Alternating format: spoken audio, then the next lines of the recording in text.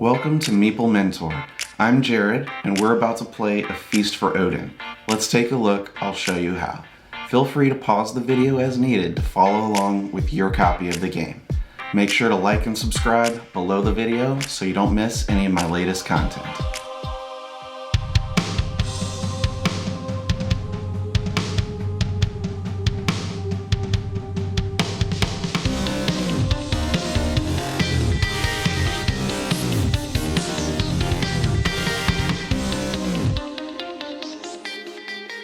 In A Feast for Odin, players take on the role of Viking leaders and explorers of new territories. You'll get to sail to and explore new islands, hunt whales and game, raid and pillage, collect goods and rare cultural items, and produce fine clothes, jewelry, and other Viking goods. Each player will get a collection of Viking workers that will be able to take various actions during the game. The items you collect or upgrade will be used to feed your family and or lay out on your player board to gain income, bonuses, or cover up negative points. There's a lot you can do in this game, so let's get into it.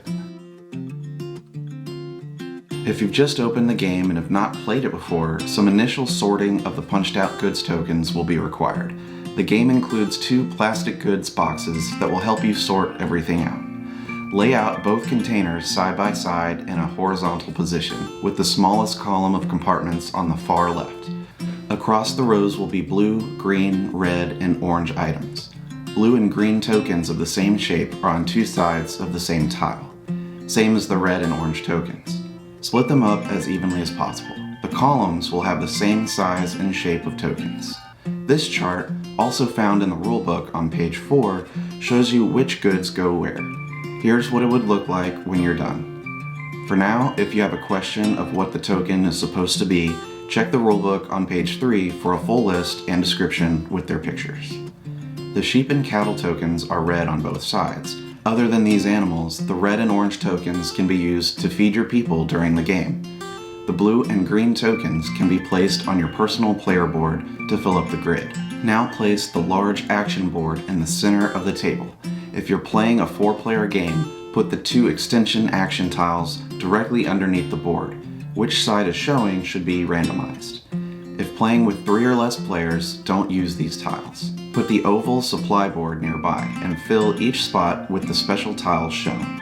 All of these items are unique and are the only copies of them in the game.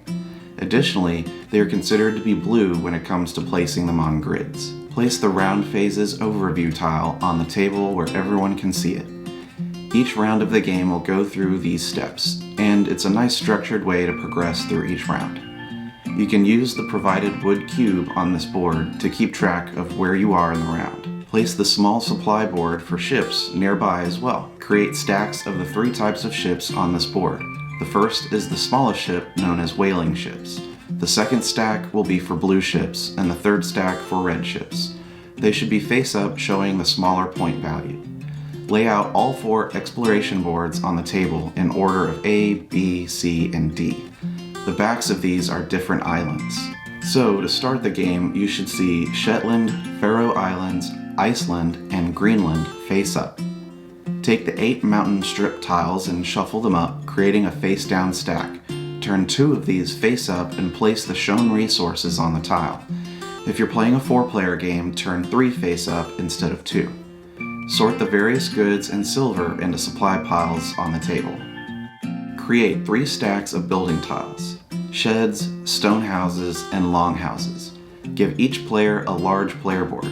One side is for a short game showing 6 rounds. The other side is for a longer game with 7 rounds. Choose which side you want to play with, and all players should use the same side. I think the 7-round long game is just fine for your first game, but it's up to you. Sort out the small cards into separate decks. There are A, B, and C decks that contain light brown and dark brown card backs. These are occupation cards. The light brown ones are possible starting occupations. Each occupation card has letters A, B, or C in the bottom right corner of the card. For your first game, only use cards from the A deck. Later, you can combine them all, or choose a different lettered deck to play with. You're unlikely to get through all the cards in a single game. After shuffling the light brown occupation cards, give each player 1. The red-backed cards are weapon cards. Give each player one bow and arrow, one snare, and one spear weapon card. Now shuffle the rest of the weapon deck and set it nearby. All cards and tiles you have should be kept face up in front of you and visible to all players. Give each player one red mead token. It looks like a horn. Each player should choose a color to be from the 4 available Viking colors: red, yellow, blue, and black. From these, place one covering up the round numbers shown at the top right in the banquet table area of your board. A short game will place 6 there, and a long game will have 7 placed there. Each round of the game you'll gain 1 more Viking to use.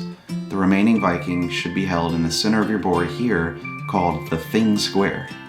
As you gain ships during the game, they will be housed in these blue water spaces called landing stages. There are 2 stables at the bottom of each board. The one on the left can hold sheep. The one on the right can hold cattle. Randomly determine a start player and give them the start player moose token. Now you should be set up and ready to start. During the game, you'll be taking actions by placing your Viking workers on the large action board. Each action can only be taken once in a round, so you'll be competing for actions you want to take. There are 4 columns of actions possible.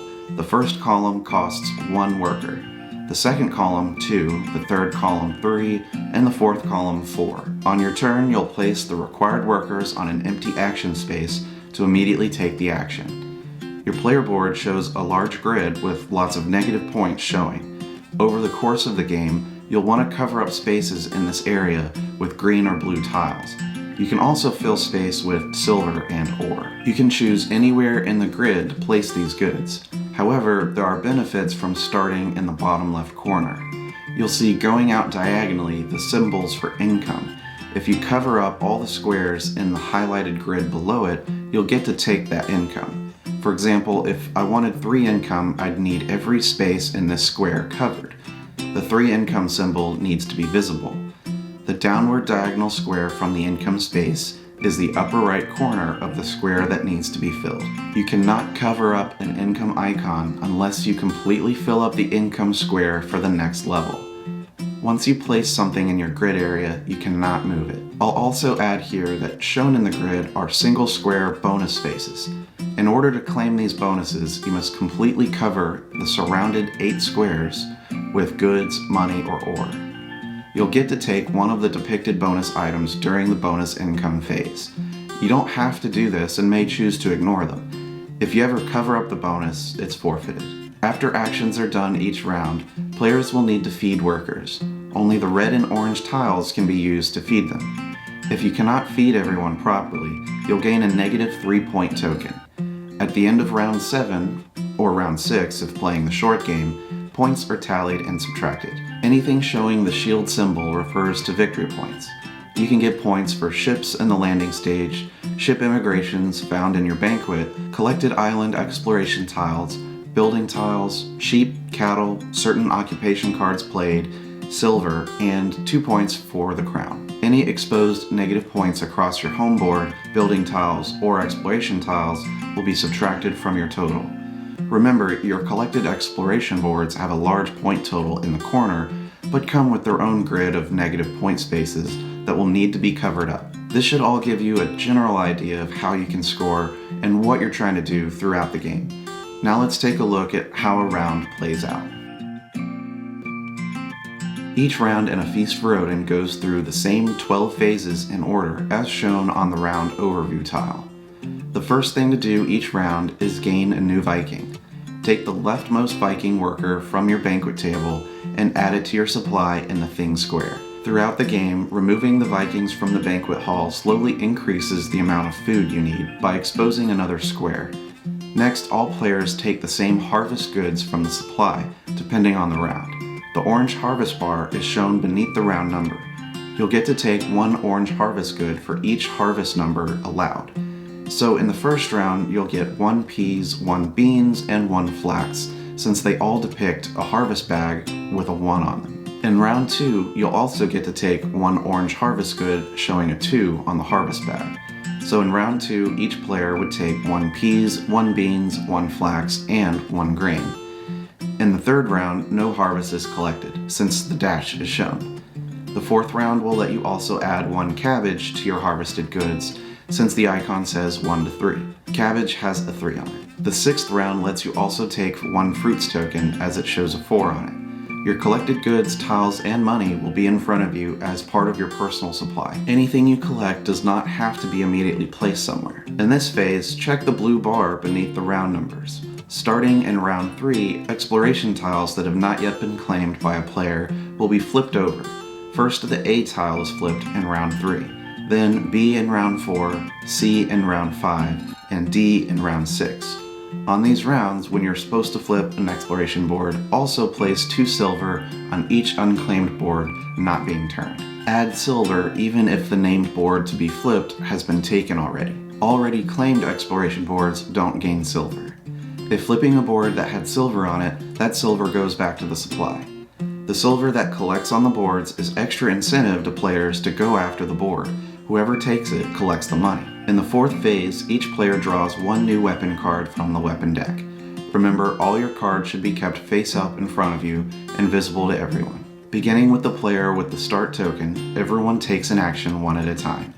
Actions are taken by placing a worker or workers on an action space of the main action board. Each action space can only be taken once per round, so players will have to compete for which actions are most important to them that round. Remember that the first column actions only require 1 worker, the second requires 2, the third 3, and the fourth 4.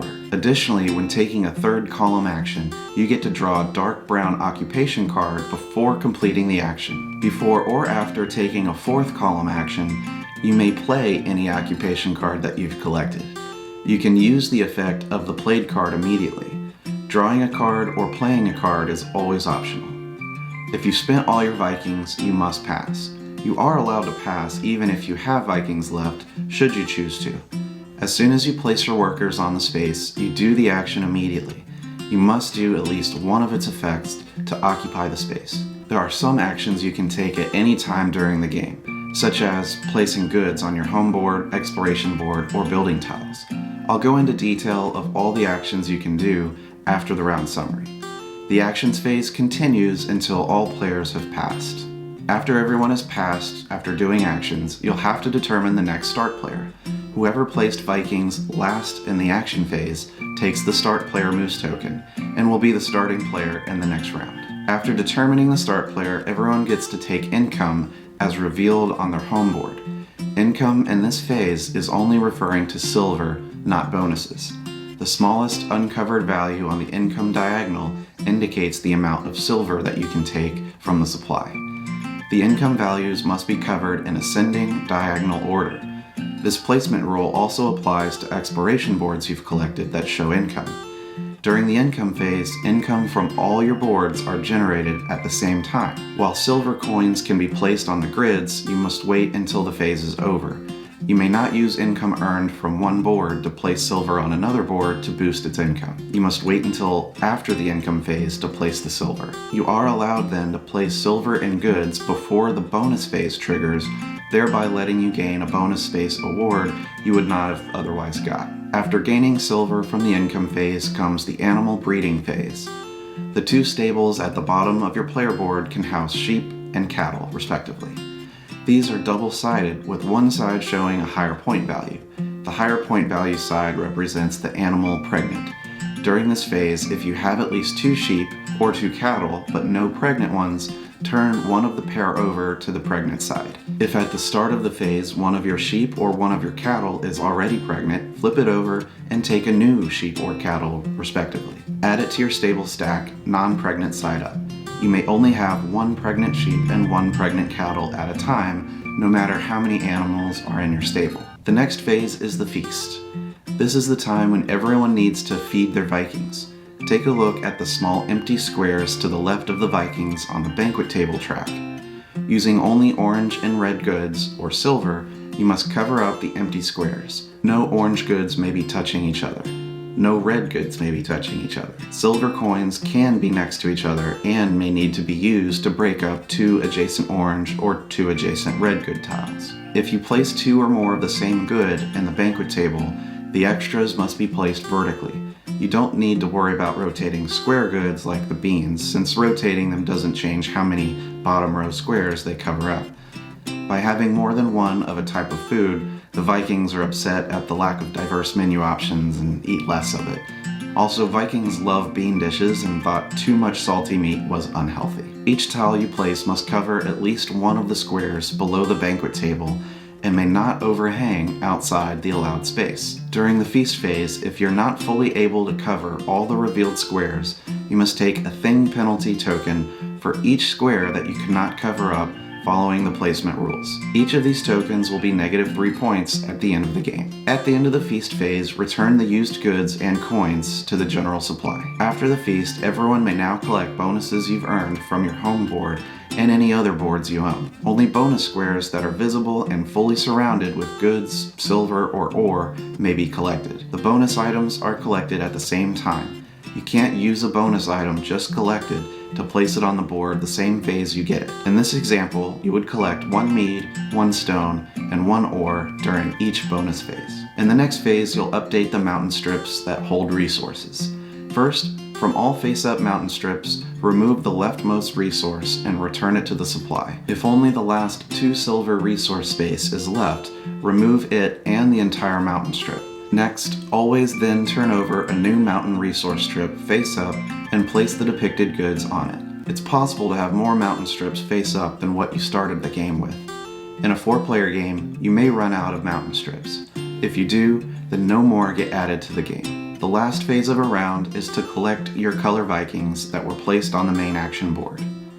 They'll return to your usable supply on your home board. They can sit in the middle of the thing square. Once everyone's collected their workers back, proceed to the first phase of the next game round. There are a few actions you're allowed to take at any time during the game. I'll cover them first and then go into each action space on the main action board. At any time during the game, you can place goods, ore, and silver on your home board, exploration board, or building tiles that you've collected. I've already explained about surrounding bonus spaces to earn those bonuses, as well as how the income diagonal squares work. I'll only add that your green goods are not allowed to touch other green goods. Being diagonal is okay. Blue goods, silver, and ore can touch anything. The special tiles you might earn from the oval board are considered blue. The key printed near the grid reminds you of the placement rules. You're not allowed to overlap anything, and you can't place something that would overhang outside of the printed borders. The house tiles are special in that they also allow you to use orange and red good tokens on them. Orange goods cannot touch each other, nor can red goods touch each other. Diagonals are still okay. You may use silver on these tiles, but not ore. The key printed in the corner of the house tile reminds you of its special placement rules. Lastly, I'll point out that the house tiles have 2 pillar spaces on them, bordered in thick green lines. You may not cover these up. Another action you can do anytime is buy ships from the supply board. Just pay the silver amount shown above the ship's location. Each whaling ship is 3 silver, each nar is 5 silver, and each longship is 8. Each ship you gain must be placed in an empty spot in your landing stage of your home board. There are 3 possible spots for whaling boats and 4 that can hold the blue and red ships. You can also always make change for silver you've collected. Since there are silver coin denominations of 1, 2, 4, and 10, you may always make change from the supply as needed. Another action you can do is to arm one of your boats with ore. Each boat shows a number of squares on them that can hold an ore token. You can place ore on boats anytime, even right before doing an action, but not during. The smaller whaling boats have 1 ore pre-printed on it and counts as already holding one. However, each can hold 1 more ore token on the printed square space. The last actions allowed at any time are ones provided by certain occupation cards played. If the occupation card shows a blue background, it indicates you can do it anytime. Now let's move on to the action board and see what kinds of actions are available. The far left column categorizes the types of actions for you. There are some overlaps as you get towards the bottom, but look for actions with the same color background for similar action types. As I go over these, keep in mind the amount of Vikings required to be placed depends on the column the action is in. First column requires 1, second requires 2. The third column requires 3 Vikings, but you may also take an occupation card from the deck. The fourth column takes 4 Vikings, and you may also play an occupation card either before or after taking the action. The first row of actions is about building houses. For 1 Viking placed here, you may pay 2 wood to build 1 shed. For 2 Vikings, pay 1 stone and build 1 stone house. For 3 Vikings here, you may draw 1 occupation card and pay 2 stone to build a longhouse. In the last space, you may use 4 Vikings and potentially play one of your occupation cards. Then, pay 2 stone and 2 wood to either gain 1 stone house and 1 longship, or gain 1 longhouse and 1 gnar. Notice this is a large action space, but still only lets 1 player use it per round. The next row is about building ships. In the first action space, spend 1 wood to gain 1 whaling ship. Remember, if you don't have an open space for the boat on your home board, you can't take these actions. The next one, you'll pay 2 wood to gain 1 gnar. Here, you can pay 2 wood for 1 longship. The next set of actions is about hunting, which uses the 8-sided orange die. You can have up to 3 rolls, but always take your last roll as the final result. You want a low roll because you need to spend weapon cards or resources equal to your roll to succeed. So in these 2 actions, your hunting game. You may use wood and bow and arrow weapon cards to add up to your roll value, 1 to 1. With a hunt success, you take the goods shown, 1 hide and 1 game meat. If you fail the hunt, you don't need to pay any cards or goods. Instead, you'll get to take 1 wood token resource and 1 bow and arrow weapon card, since that's the type you failed at. This action space below it is laying a snare. Roll the orange 8-sided die up to 3 times like before. Pay wood and or snare weapon cards to equal the amount you rolled to be successful. You'll get to gain 1 fur and 1 snare weapon card. If you fail this hunt, gain 1 wood, 1 snare card, and take 1 of your Vikings back to your thing square. It can be used again this round. This space to the left does not require a roll. Simply use 1 worker and gain 1 fish. The last 2 action spaces are about whaling. You must have at least 1 whaling boat to do either of them. The first action space lets you use up to 3 of your whaling boats towards the hunt. The last action only lets you use 1. No matter the boats used, nothing is used up, it's just a check. So to do it, roll the blue 12-sided die up to 3 times. You still want a low roll. First, count up the ore in your whaling boat or boats that can be used on the action. Remember that each whaling boat comes with 1 ore already. Pay the difference in wood and or spear weapon cards to equal the value of your die roll. If you succeed in either of these spots, you can take 1 oil, 1 whale meat, and 1 skin and bones. If you fail the attempt, don't pay anything. Instead, gain 1 wood, 1 spear card, and take back 2 Viking workers back to your thing square. They may be used again this round. The next set of actions is called the livestock market. You'll get to exchange silver for food and livestock. This one lets you pay 1 silver to get 2 fish. This one, you pay 2 silver to get 2 salt meat. Here, you can pay 1 silver to get 1 sheep. Below it, you can pay 3 silver to get 1 cow and 1 milk. In the third column, you have the option to gain 1 sheep, or pay 1 silver to gain 1 cow. In the fourth column action, you can pay 3 silver to get 1 cow and 1 sheep. The next set of actions is known as the weekly market. In the first space, you can collect 1 beans token and 1 silver. In the second action space, you can take 1 flax, 1 fish, and 1 silver. In the next action, take 1 fruit token, 1 oil, 1 salt meat, and 1 silver. In the last space, for 4 workers, you take 1 spices token and 1 silver. Then, if you have 1 or more cows, you get 2 milk tokens. And if you have 1 or more sheep, you'll get 1 wool token. Next are the products actions. The first lets you get 1, 2, or 3 milk tokens, matching how many cows you have. With the next action, gain 2 mead and 2 silver. The next action is like the first, get 1, 2, or 3 wool tokens depending on how many sheep you have. These 2 rows are the crafting actions. Here, pay 1 flax to get 1 linen. Here, pay 1 linen and 1 hide to get 1 robe and 2 silver. The next one lets you pay 1 ore to get 1 jewelry token, or 1 special tile from the oval board that has the forged tongs symbol. The jewelry token has this symbol on it too. In the last column, the action lets you take 4 silver, and you may exchange 1 wool for 1 robe, and exchange 1 silverware token for 1 jewelry token. Over here, you can pay 1 stone to get 1 silver and 1 runestone token. Next to it, pay 1 wood or 1 ore to get 1 silver and 1 small treasure token. In the third column action, pay 2 stone and 2 wood to collect 2 treasure and 2 runestone tokens. The next section is called Mountains and Trade.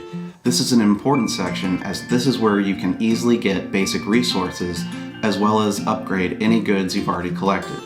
For this section of actions, I'll go through the action spaces by column. In the first one, you can take 2 resources from one of the face-up mountain strips. You must always take the resources from left to right. Below it, you can take 1 resource and upgrade 1 goods token in your supply. You may not upgrade something already placed on your grids.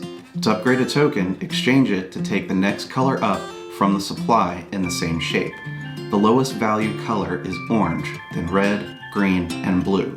For example, you can exchange 1 beans token to 1 milk token. Remember, orange and red tokens are on opposite sides of each other, so you can just flip the token over.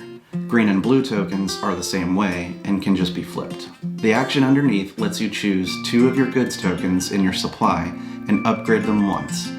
Up here, you can collect wood equal to the number of players in the game and 1 ore resource. Below it, you can take 3 resources from 1 mountain strip and upgrade 1 of your goods once. Below that, you can upgrade 3 different goods 1 time each. Next, over here, you can take 3 resources from 1 mountain strip and 2 resources from a different mountain strip. Below that, you can upgrade 3 goods tokens once each and draw 4 weapon cards off the top of the weapons deck. This one lets you upgrade 4 goods tokens 1 time each. The last column action here lets you take 4 resources from a single mountain strip. Remember, always take from left to right, and you can then choose 2 goods tokens to upgrade 2 times each. So an orange token can become a green token, and a red token can become a blue token, for example. Below that is an action where you choose 1 thing. You could take 2 resources from up to 4 available mountain strips, which may or may not be there due to player count and gameplay. Or you can choose 3 goods tokens to upgrade twice each. The next area on the action board has to do with sailing with the red and blue ships. Each of these action spaces requires 1 or more of these ships. The blue ships are the narboats, the red ships are the longships. You don't have to pay the boats to take the action, it's just a requirement check that you have it. The first set of actions require you to have at least 1 nar. Doing the first action or the second action lets you pay 1 silver to upgrade any number of unique green tiles to blue. The only difference, of course, is the second action is in the second column, so it costs 1 extra worker to go there. The third action lets you buy 1 or 2 special tiles from the oval board. Most of them show a silver cost on the items. If it has a cost shown, you're allowed to buy it by taking this action. The next row of sailing actions requires at least 1 longship. Taking the raiding action, you roll the orange die, trying to get a high number. You get up to 3 tries, always taking the last roll. Depending on the value, you can take 1 blue tile or special tile based on the sword value shown on it. You can take a tile if you meet or exceed the number on the tile. You may add to your roll by paying sword weapon cards and or stones, 1-to-1 ratio. You may not use ore on this one. If you fail the attempt to get what you want, you don't have to pay the sword cards or stones. Instead, you gain 1 stone and 1 sword card from the supply. The next 2 actions in the row are both the pillaging action. The only difference is which column and therefore number of workers required. Don't forget, the third column actions let you draw 1 occupation card. The pillaging action is basically the upgraded version of raiding. Instead of the orange die, you get to roll the blue die to try to achieve the highest number you can. And you can count the ore in the ship towards achieving the success. Based on your roll, you can take 1 blue or special tile less than or equal to its value.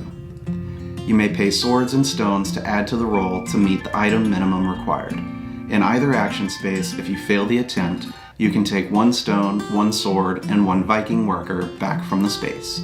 The returned worker can be used again this round.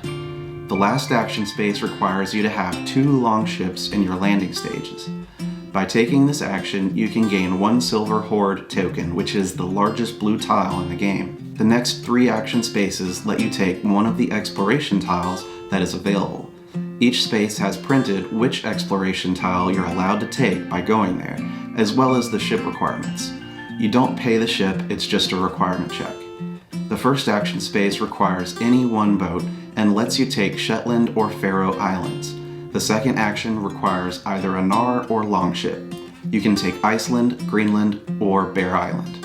The third action space requires one Longship and lets you take Baffin Island, Labrador, or Newfoundland. If there's any silver on the board you take, you gain it to your personal supply. There are 3 yellow background immigration action spaces. The Gnar boats and Longships may be flipped over and placed in the leftmost spots on your banquet table. At the end of the game, you will get more points for them since the back of the ships are worth more points. Additionally, since the immigrated ships cover up the 2 square spaces at the bottom of the banquet table, that's 2 less food spaces to cover during feasts for each ship there. The first 2 of these immigration spaces are the same. Pay silver equal to the round number that you're in to flip over a Gnar or Longship from your landing stages and place it in your banquet table. If the ship had ore on it, it's returned to the supply. This action space lets you first convert a whaling boat into a Gnar. Then you may pay silver equal to the round to flip any Gnar or Longship and place it in the banquet table. Once again, you would lose any ore on it. The last section of action spaces has to do with occupation cards specifically. This space lets you take 1 silver and draw 1 occupation card. The one below it lets you pay 1 stone or 1 ore to play one of your occupation cards. Then take 1 silver. The next action space lets you play 1 or 2 occupation cards you have. And the last one lets you play up to 4. The occupation cards have different colored backgrounds, which indicate different things. Yellow ones are single use and trigger as soon as they're played. Blue ones have a permanent effect and can be used over and over anytime. The orange cards are also permanent, but only trigger when the condition is met. The green background cards are single use, but trigger only when their condition is met. That's the best shorthand overview I can give you, as there are a ton of cards in this game. So check the appendix document for the number and letter reference on any occupation card that you're unsure about. In a 1 to 3 player game, that's all the action spaces available. However, if you play a 4-player game, you should add these 2 tiles to the bottom of the board. They should be set up at the beginning of the game with a random side face up for both. These gray action spaces allow players to replicate an action already taken by another player in one of the 4 columns. The hand means that column does not have an imitation space this game. So for example, if the tiles were laid out like this, you could imitate a 1st column and 4th column action. Pay the required workers as needed for the column action types. The game ends after Phase 9 Feast of the final round. Your last round will be either the 6th or 7th, depending on how you chose to start the game. So the last round will ignore phases 10 through 12. No one will collect their bonus space items in the final round. Before proceeding to endgame scoring, do the following. Place any wood or stone resources you still have on sheds or stone house tiles you've collected, covering up the matching spots. That way you won't lose negative points on them. If anyone still has goods tokens or ore left in their supply, they should finalize placement on the grids according to the placement rules. Now grab the score sheet and get ready to score everything. First, add up all the visible points on ships in your landing stages. That's 3, 5, and 8 points for each whaling boat, Gnar, and Longship, respectively. Then add up points for ship immigration in your banquet table area. Score points for each exploration tile you collected. The number is in the top corner. Score the points shown in the top corner of each building tile you collected. 8, 10, and 17 points for each shed, stone house, and longhouse, respectively. Now count up points earned for the sheep and cattle in your stables. Normal sheep are 2 points each. Pregnant sheep are 3 points. Normal cattle are 3 points each. Pregnant cattle are 4 points. Now look at all the occupation cards you've played during the game. Add all the points from these cards together and jot them down next. Count how much silver you have in your supply, not placed on boards. Each silver is worth 1 point. If any player earned the English Crown special tile, they can score 2 points. They don't need to have placed it anywhere. For your final income, you can just jot down what you would earn onto the score pad. Next, we'll put down all the negative points players have earned. First, count the negative points still showing on your home board and jot that down on the score pad. Then do the same for the exploration boards, sheds, and houses. Check to see if there are any placement errors on the grids, such as green tiles touching each other. For each mistake, take 1 thing penalty token, worth -3 points each. The total points can now be tallied up. Whoever has the most points wins the game. In a tie, the players share the win. A Feast for Odin also comes with a solo mode, which I'll cover here. The first change is the setup differences. You may choose which light brown starting occupation card that you want instead of it being random. You'll need a second color of Vikings in addition to your starting chosen color. Place 5 Vikings of color A on the thing square and 5 Vikings of color B in the waiting space of your home board. On your home board, place 1 Viking of color A on round space 1 of the banquet table. Then put 2 Vikings on round spaces 3, 5, and 7 of color A as well. Fill in the other round spaces with 2 Vikings each from color B. They will sit on rounds 2, 4, and 6. The extra Viking from color B won't be used. The first round of the game will play much like a standard multiplayer game, though you're only using color A. In the last phase of this round though, don't remove any Vikings from the action board. They should stay on the board during the next round to prevent you from taking the same actions 2 rounds in a row. At the end of round 2, collect the Vikings on the action board of color A now, so only color B is left on the board. Alternate back and forth like this until the final round. Also, since you're the only player, you can skip phase 6, which would be to pass the first player token. You're always first player, of course. At the end of the game, tally your points up. A score of 100 points or more is considered very good for the solo game. For the most part, components are meant to be unlimited. Here's the exceptions. The building tiles, like the houses and sheds, are limited, as are the 4 large exploration boards. You should improvise if you run out of a certain ship type, since it's supposed to be unlimited. If certain goods tiles run out, you might return some from the grid areas of your boards that are fully covered. Then cover those areas with other goods that are in better supply, or try to remember they count as being covered. If any of the basic resources run out, you can use the backs of the 7 thing penalty tokens to use as a replacement. Should the weapon draw pile run out, shuffle the discard pile to form a new deck. If you're supposed to take a certain weapon card type and there are none left, take one of the thing penalty tokens. It can be substituted as 3 weapons of one kind. The rulebook covers every action in detail and can answer questions you might have. Additionally, the game provides the appendix booklet for even more explanation for every card in the game. Flip through it to get a feel for what's in it before your first game. It's a helpful reference. Remember to check BoardGameGeek.com for the latest FAQs and extra content. Check the video description for links to Big Viking Mats, Board Game Geek, Top Shelf Gamer for token upgrades, SleeveKings.com for a 10% off coupon on card sleeves, and Mr. Meeple t-shirts for cool board gaming shirts. Thanks for watching. Like and subscribe if you found this teaching helpful. Stick around to watch another Learn to Play video. And remember, teach when you can, but always be learning. See you next time.